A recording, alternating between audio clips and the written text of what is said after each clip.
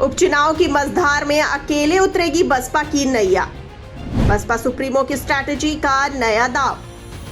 मायावती ने कर दिया बड़ा ऐलान। मायावती का नया फैसला कराएगा बसपा की वापसी।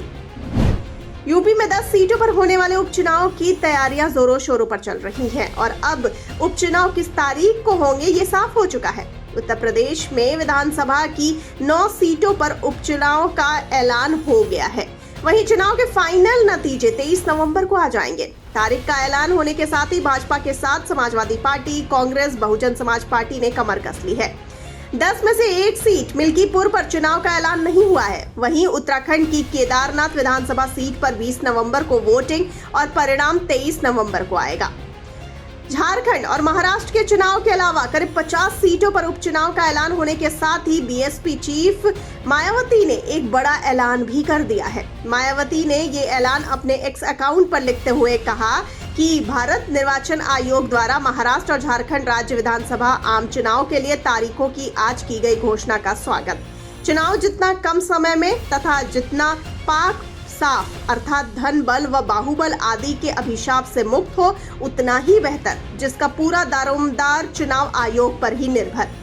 आगे उन्होंने लिखा, बीएसपी इन दोनों राज्यों में अकेले ही चुनाव लड़ेगी और यह प्रयास करेगी कि उसके लोग इधर उधर ना भटके, बल्कि पूरी तरह बीएसपी से जुड़कर परम पूज्य बाबा साहेब डॉक्टर भीमराव अंबेडकर के आत्मसम्मान और स्वाभिमान कारवां के सारथी बनकर शासक वर्ग बनने का अपना मिशनरी प्रयास जारी रखे। इसके अलावा उन्होंने लिखा कि यूपी में 9 विधानसभा की सीटों पर हो रहे उपचुनाव में भी बीएसपी अपने उम्मीदवार उतारेगी और यह चुनाव भी अकेले ही अपने बलबूते पर पूरी तैयारी और दमदारी के साथ लड़ेगी। गौरतलब है कि यूपी में 10 विधानसभा सीट खाली है, लेकिन अयोध्या की मिल्कीपुर विधानसभा सीट पर उपचुनाव नहीं होगा। आपको बता दें कि बसपा अकेले ही सभी सीटों पर चुनाव मैदान में उतरने को तैयार है।